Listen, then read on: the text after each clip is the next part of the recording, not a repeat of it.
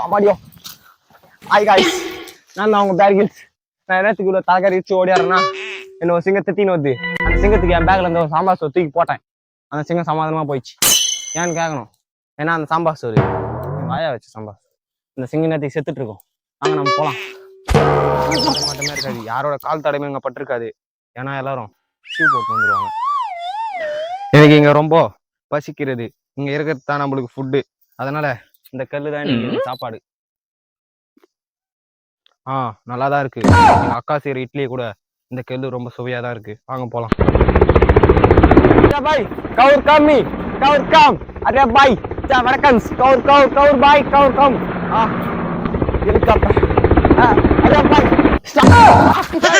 கவுர் அர்த்தம் விசுரா கவுர் அர்த்தம் விசுரா டேய் நானே அவங்க தாரி விசு